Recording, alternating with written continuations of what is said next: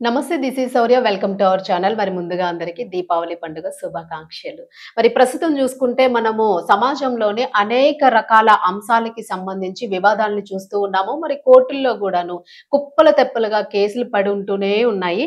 ముఖ్యంగా జంటలకి సంబంధించి భార్యాభర్తల కేసులు ఏవైతే ఉంటాయో వీటికి సంబంధించి కేసులన్నీ గూడాను సంవత్సరాల తరబడి కేసులు నడుస్తానే ఉంటాయి. వీటిల్లో ముఖ్యంగాను డివోర్స్‌కి సంబంధించిన కేసులు చాలా ఎక్కువగా నడుస్తూ ఉన్నాయి. మరి వీటికి సంబంధించి గూడా ఫైల్స్ అన్నీ గూడా అలా పెండింగ్స్ ఉంటూనే ఉన్నాయి. ఎందుకంటే పిటిషన్ వేసిన తర్వాత హస్బెండ్ వస్తే వైఫ్ రారు, వైఫ్ వస్తే హస్బెండ్ రారు.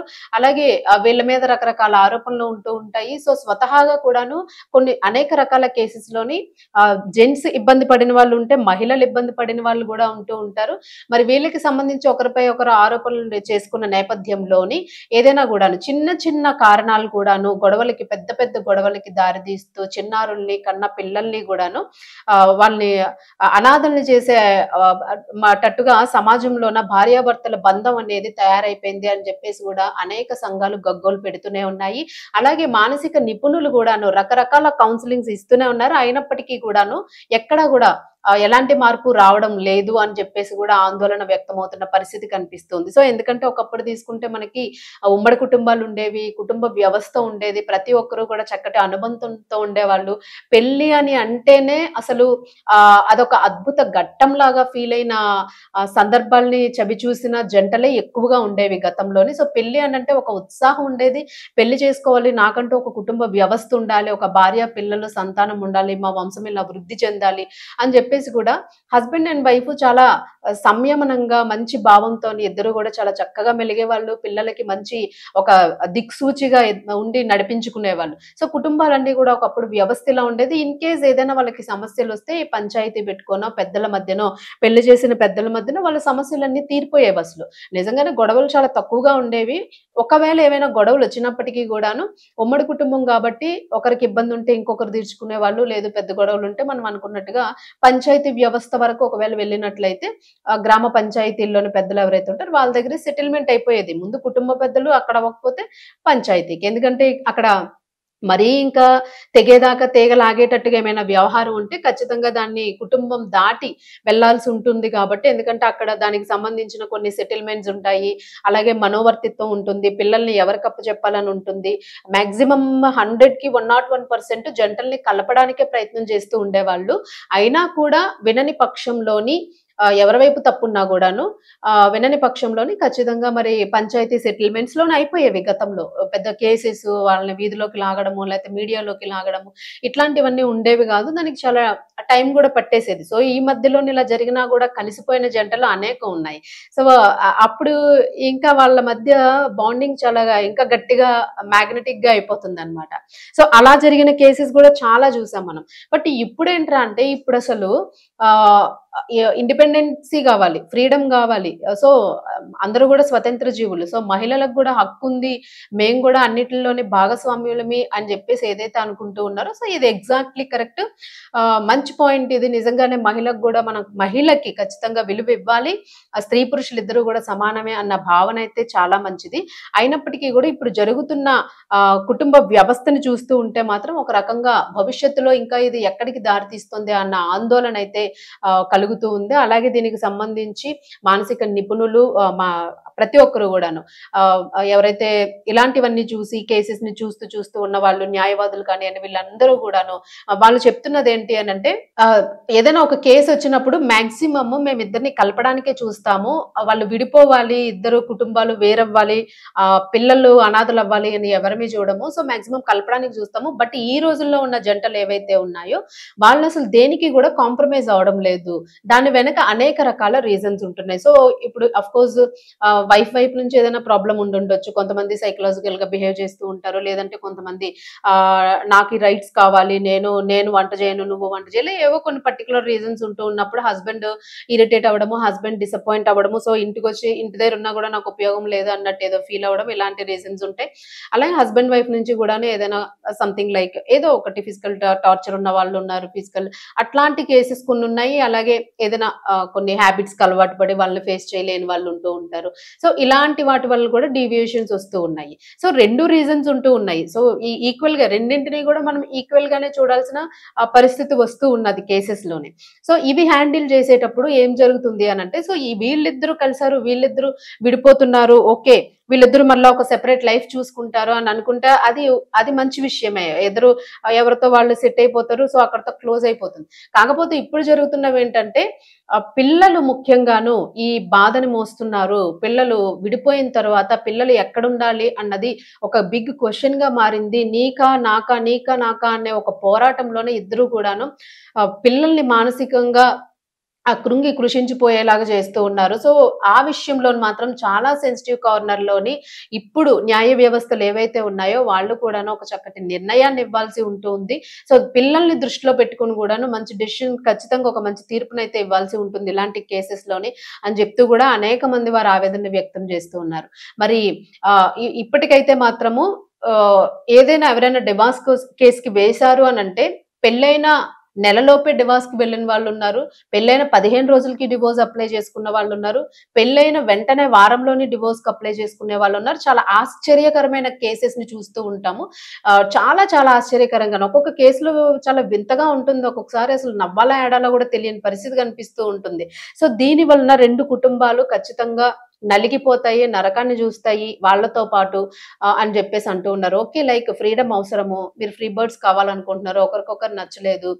సో పెళ్లి సంబంధం చూసేటప్పుడు అందరూ కూడా ఒక పద్ధతి గల కుటుంబం వ్యవస్థలోనే అన్ని సెట్ చేసుకుని చూసుకుంటున్నారు. చక్కగా వాళ్ళకి ఇచ్చిపుచ్చుకునే తంతు ఉంటుంది. సో అవన్నీ బాగానే జరుగుతున్నాయి. ఇప్పుడైతే ప్రీ వెడ్డింగ్ షూట్స్ చేసుకుంటూ ఉన్నారు. పెళ్లికి ముందు అద్భుతమైన ప్రీ వెడ్డింగ్ షూట్స్ చేసుకుంటూ పెళ్లికి ముందు తతంగం అంతా ఒకలా ఉంటే పెళ్ళైన 2వ రోజు నుంచే తతంగం మొత్తం వేరేలాగా ఉంటుంది. సో ఇలాగా ఏ లెక్కన వేసుకున్నా కూడాను ఈ రేషియో అనేది పెరిగిపోతూ ఉంది సొసైటీలోని బాగాను. మరి ఇది రాను రాను ఇలాగే వెళ్ళిపోతే ఏం జరుగుతుంది? ఇప్పుడు హస్బెండ్ వైఫ్ పెళ్ళైన వారానికి 10 రోజులకి విడిపోయారని అంటే అక్కడ జనరేషన్ గ్యాప్ కూడా వచ్చేస్తుంది. ఎందుకంటే జనరేషన్ అన్నది ఇప్పుడు వాళ్ళిద్దరికి సంబంధించిన జనరేషన్ ఏదైతే ఉంటుందో సో అది రావడానికి సో ఆ జీన్స్ కి అక్కడ అడ్డుకట్టబడిపోయే ఛాన్స్ కూడా ఉంటుంది. కొంతమంది ఇలా వెక్స్ అయిపోయి అసలు భార్య వద్దు, పిల్లలు వద్దు, లేదంటే భర్త వద్దు, పిల్లలు వద్దు, నాకు అసలు ఏమీ వద్దు అని మొండిగా బతికే వాళ్ళు కూడా చాలా మంది ఉన్నారు. సో ఇది మన పాపులేషన్ వ్యవస్థలో గాని అన్ని రకాలుగా కూడాను దెబ్బతీసే అవకాశం కూడా ఉందని చెప్పేసి నిపుణులు హెచ్చరిస్తున్న నేపథ్యంలోని దీనికి సంబంధించి తాజాగా సరికొత్త రూల్ ఎక్కడా లేదేమో మేబీ, అంటే ఈ మధ్య కాలంలో ఎక్కడ వినలేదు.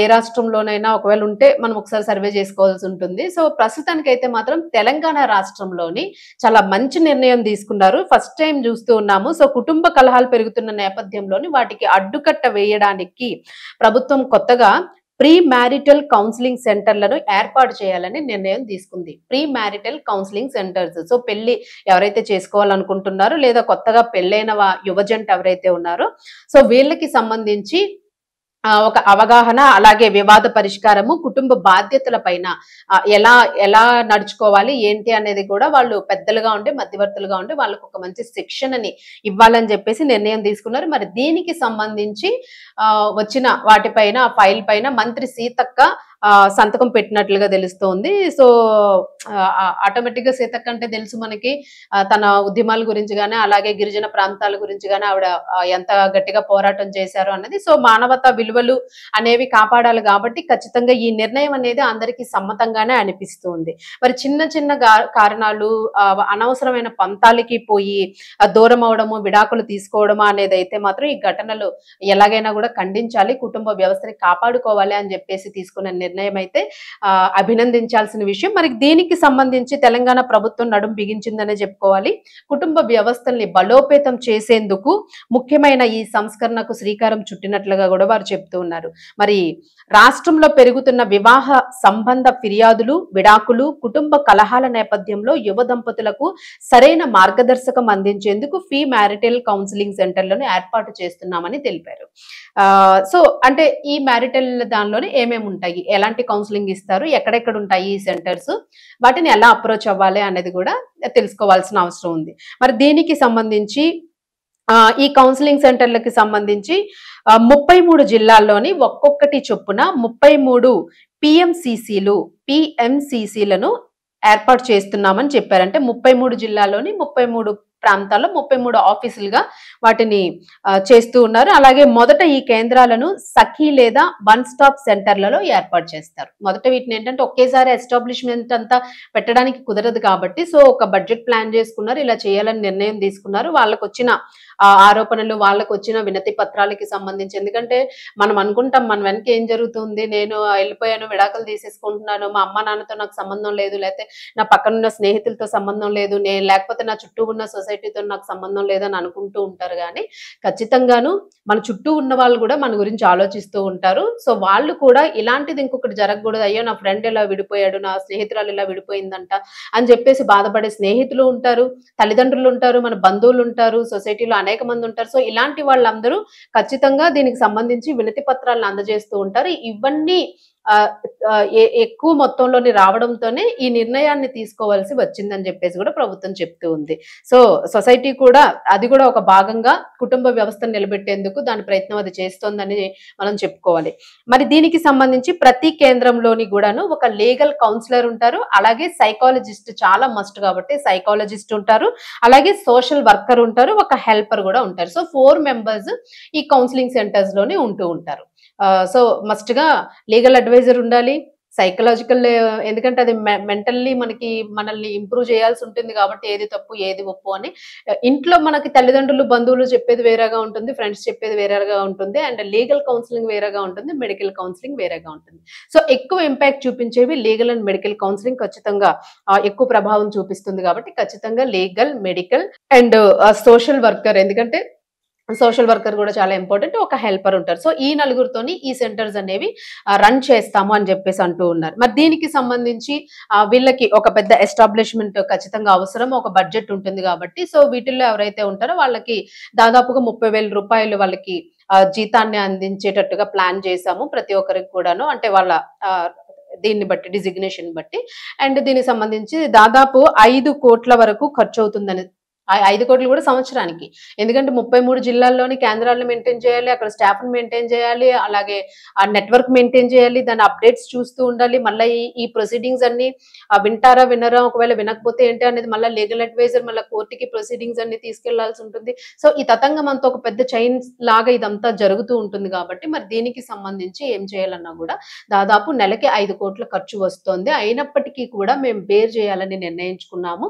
ఎందుకు అనంటే నవ సమాజ స్థాపన అనే అనుకోవాలి మనం, ఎందుకంటే ఒక రకంగా ఇప్పుడు కాస్త కొన్ని రకాల వ్యవస్థలకి, కొన్ని రకాల బంధాలకి బూజులు పట్టి మరి ఆ బూజుల్ని వదిలించాలి అని అంటే ఖచ్చితంగా నడుం బిగించాల్సి ఉంటుంది కాబట్టి సో వాళ్ళు తీసుకున్న నిర్ణయాన్ని, ఇంత కీలకంగా తీసుకున్న నిర్ణయాన్ని ఖచ్చితంగా మనం సపోర్ట్ చేయాల్సి ఉంటుంది. సో అది ఈ రకంగా అయితే ప్రస్తుతానికి వ్యవస్థను ఏర్పాటు చేస్తూ ఉన్నారు. సో మరి దీనికి సంబంధించి ఇలాంటి వివాహ బంధాల్లోని తల్లిదండ్రులు కూడా ఎక్కువగా ఇన్వాల్వ్ అవుతూ ఉంటారు. సో అమ్మాయి మీద ఏదో ఒక నెగెటివ్, లేదంటే అబ్బాయి మీద ఏదో మా అమ్మాయి చెప్పిందే మేము నిజమో, మా అబ్బాయి చెప్పిందే నిజమో ఇలా అంటూ ఉంటారు. సో ఇలాంటి ఇన్వాల్వ్మెంట్స్ ని కూడా కొంచెం తగ్గిస్తూ తల్లిదండ్రులకు కూడా ఒక రకమైన కౌన్సిలింగ్ ని ఇవ్వాలని కూడా అనుకుంటున్నారు. మరి దీనికి సంబంధించి బడ్జెట్ ఏదైతే ఉందో ఈ బడ్జెట్ కి సంబంధించి కేంద్రం నుంచి ఉత్తర్వులు రాగానే, కేంద్రం ఆమోదం తెలపంగానే మరి దీనికి సంబంధించిన పిఎంసిసిలను ఏర్పాటు చేసే ప్రక్రియను త్వరితగతిన మొదలుపెట్టే ప్రయత్నం చేస్తాము అని చెప్పేసి తెలియజేయడం జరిగింది. మరి ఇది ఒక రకంగా శుభవార్తనే చెప్పుకోవాలి. అలాగే ఇప్పుడు న్యాయవాదులకు కూడాను కాస్త ఈజీ అయ్యే ఛాన్స్ కూడా ఉంది. సో ఈ కేసెస్ తగ్గుముఖం పడితే ఇప్పుడున్న కేసెస్ అన్నింటినీ కూడా వాళ్ళు తొందరగా డెవలప్ చేసి క్లియర్ చేసుకోవడానికి ఛాన్స్ ఉంటుంది. సో లెట్స్ సీ ఏం జరుగుతుంది అనేది. ప్రతి ఒక్కరు కూడా ఇది చాలా మంచి